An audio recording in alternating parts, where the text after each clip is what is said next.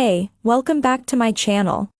In this video, I'm gonna talk about top 5 best budget graphics card. Starting at number 5. AMD Radeon RX. The RTX 3090 may have sat unchallenged at the top rungs of graphics performance at launch. But it wouldn't be long until AMD wrestled together a challenger in the RX 6900 XT, or Big Navi. The RX 6900 XT hopes to knock Ampere's finest from its perch on high and send it spiraling back down to earth. And it gets kind of close, too, with 4K performance a little off the pace of the RTX 3090. And all for 1/3 off the asking price. For that reason, it's simply the better buy for any PC gamer without any ulterior motives of the procreator variety. But there's a reason it's not number 1 in our graphics card guide today. And that's simply due to the fact it's not that much better than an RTX 3080, and sometimes not at all. With a $350 price premium over the RX 6800 XT, the RX 6900 XT offers little return on your sizable investment. The RX 6900 XT is 53% more expensive than the RX 6800 XT yet offers just 25% more performance in games. Coming at number 4. NVIDIA GeForce RTX. Perhaps the only high-end Ampere that's anything close to reasonably affordable. The RTX 3070 is also impressive for its ability to match the top-string touring graphics card, the RTX 2080 Ti, for less than half of its price tag. At $499, it's still a significant sum by any means. We're talking next-gen console equivalent pricing here. But it's hardly an exorbitant sum when compared to PC gaming's top graphics silicon today.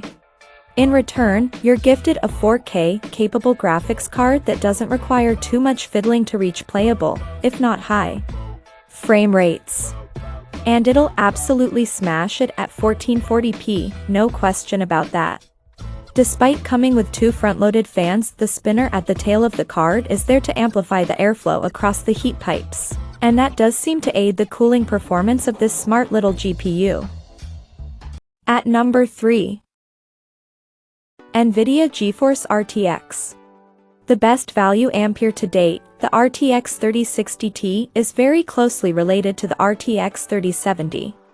Both utilize the same GA104 GPU, the RTX 3060 Ti has fewer SMs enabled, with the same 8GB of GDDR6 memory across a 256-bit bus, while 17% less capable in core count than its pricier sibling. The RTX 3060 Ti makes up for it with some judicious GPU boost frequencies. That partially explains why the RTX 3060 Ti can be within 17% to just single digits off the pace of the RTX 3070, despite operating at a silicon disadvantage. Not bad for a $399 card, if you can find it for that price. There's exceptional 1080p and 1440p performance in a tiny package here, the likes of which would have set you back something close to twice as much cash a couple of years ago. And that's pretty great. Number 2 of my list. AMD Radeon RX. As a red team alternative to NVIDIA's high-end graphics cards, there have been few finer than the RX 6800 XT. A highly competitive card that comes so close to its rival, with a nominal performance differential to the RTX 3080.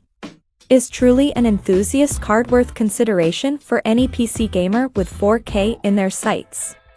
The RX 6800 XT was the first of AMD's RDNA 2 GPUs to enter the fray.